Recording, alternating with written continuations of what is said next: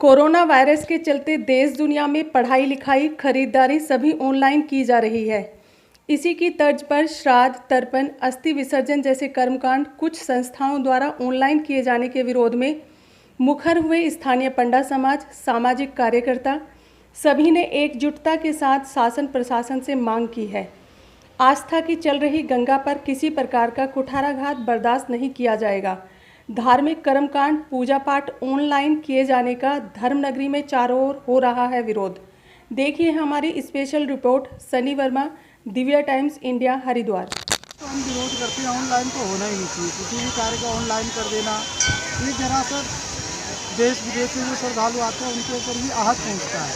कोई भी कार्य के लिए ऑनलाइन नहीं होना चाहिए। गंगा पूजा हो, चाहे चित्र पूजा हो, अस्थि विसर्जन, पिंडदान, ऑनलाइन का महत्व नहीं होता। सदियों से चला आ रहा है। लोग यात्री लोग आते हैं, श्रद्धा लेके आते हैं, गंगा जी में स्नान करते हैं, अपने पितरों का कार्य करते हैं। तो ऑनलाइन का हम तो विरोध करते हैं, ऑनलाइन नहीं होना चाहिए। और बाकी संस्कृति चल पड़ा है, लोग मोबाइल से भी कर रहे हैं, लेकिन हम उसका विरोध करते हैं। मोबाइल में महत्व नहीं रह जाता है। जो सामने प्रत्यक्ष सामने पुरोहित के सामने जजमान बैठते हैं, उसका महत्व ज़्यादा होता है। ऑनलाइन के कड़ा विरोध होना चाहिए, ऑनलाइन बिल्कुल नहीं होना चाहिए। हम आपके भी माध्यम से, न्यूज़ के माध्यम से कहते हैं, ऑनलाइन पे सरकार प्रतिबंध लगाए। ऑनलाइन का हम खुला विरोध करते हैं। अस्थि विसर्जन जो है अपने आप यात्री आएँ, करवाएँ, अपने ब्राह्मण तीर्थ पुरोहित से करवाएँ, बाकी कार्य करके जाए, अपने परिवार को भी बताएं। ऑनलाइन का कोई महत्व नहीं रह जाता हरिद्वार में।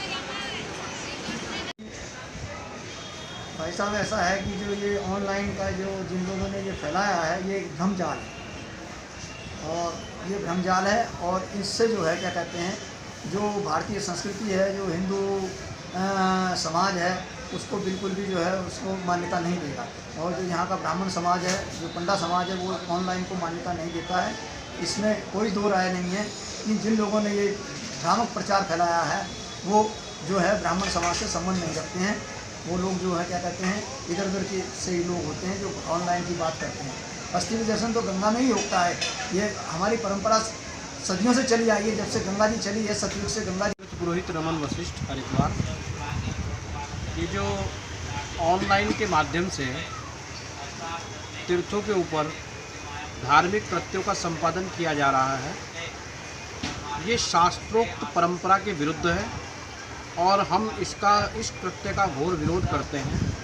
ये सीधे सीधे धार्मिक मान्यताओं और यजमान की भावनाओं के साथ खिलवाड़ है। जो यजमान अन्य लोगों के माध्यम से भी इस कृत्य को कराने का प्रयास कर रहे हैं, वह निष्फल है, उसका कोई सारोकार नहीं है। जिस प्रकार ऑनलाइन के माध्यम से श्राद्ध, तर्पण, पितृ पूजा, देव पूजा के कृत्य किए जा रहे हैं, वह विशुद्ध रूप से उसका कोई प्रतिफल नहीं है और वह शास्त्रोक्त परंपरा के विरुद्ध है। और इस प्रकार का कोई कृत्य नहीं होना चाहिए।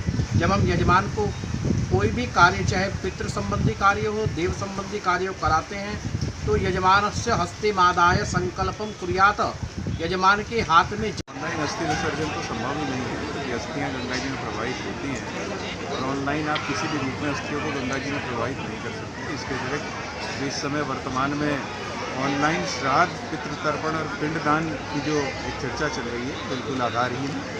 हमारे धार्मिक शास्त्रों में ऐसा कहीं उल्लेख या वर्णन नहीं है जिससे कि जो पितृकर्म है ये ऑनलाइन किए जा सकते हों। लोगों को भ्रामक प्रचार से बचना चाहिए। जो धार्मिक कार्य करने का जो विधान है, उस विधान के अनुरूप ही वो कार्य करने में हमें जो है उसका फल मिलता है। और पितृकार्य विशेष रूप से वो हमें जो विधान हमारे शास्त्रों में दिया है, जो हमारे धर्म ग्रंथों में दिया है, उन्हीं के अनुरूप हमें कार्य करना चाहिए। और मेरा श्री गंगा सभा हरिद्वार इसका पूर्ण रूप से विरोध करती है। ऑनलाइन पिंडदान और श्राद्ध और ये जितने भी पितृ कार्य हैं, ये बिल्कुल इन पर हम